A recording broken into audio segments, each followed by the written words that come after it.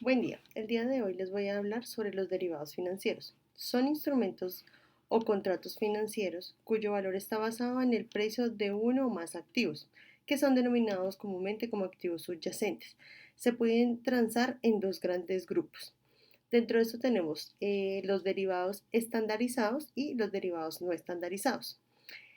Cuando hablamos de los derivados estandarizados, estos se negocian en mercados regulados. Un ejemplo de esto es la Bolsa de Valores de Colombia.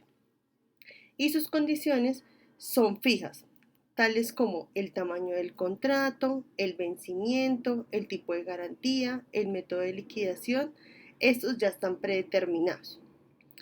Dentro de los derivados estandarizados encontramos dos grandes grupos, los cuales son los futuros y las opciones.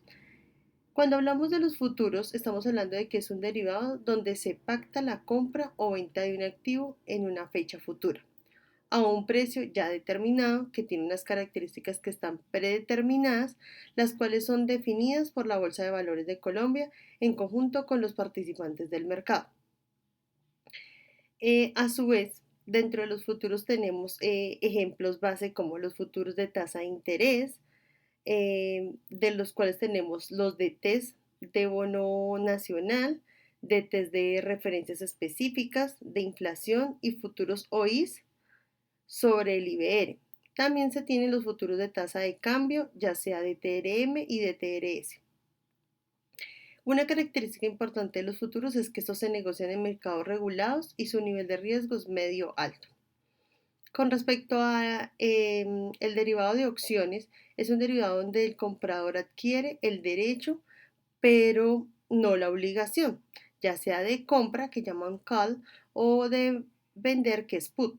El subyacente en una fecha futura a un precio establecido desde el momento de la celebración de este contrato, en un periodo de tiempo que ya está pactado. Viendo los ejemplos de este tipo de opciones, tenemos la opción europea, solo se puede ejercer en la fecha de vencimiento, es su característica. Y la opción americana se puede ejercer en cualquier momento entre la fecha de la contratación y la fecha del vencimiento del derivado. Los más habituales son las opciones sobre tipos de interés, sobre acciones, para divisas y materias primas. Una característica importante a destacar de las opciones es que estas también se negocian en mercados regulados y su nivel de riesgo ya es alto, lo cual lo hace diferente con respecto a los futuros. Cuando nos hablan de los derivados no estandarizados, estos se negocian directamente entre las partes interesadas. Son más bien personalizados este tipo de derivados, más los llaman comúnmente hechos a la medida y son usados comúnmente por empresas grandes y por los bancos.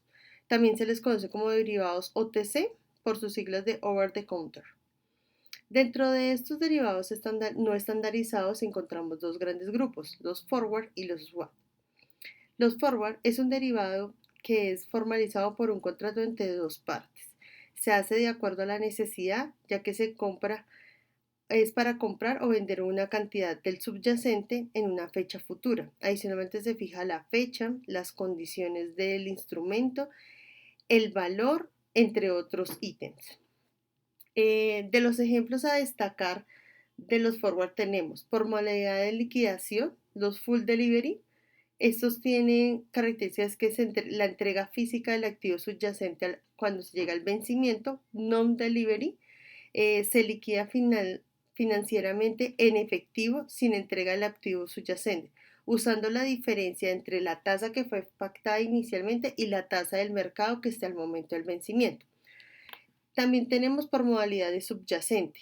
De divisas se usan para cubrir el riesgo de cambio y de Rate Agreed por sus siglas FRA que se usan para fijar la tasa de interés a una operación futura en una fecha específica. Dentro de sus características puntuales tenemos que se negocian en mercados de la OTC y su nivel de riesgo es alto.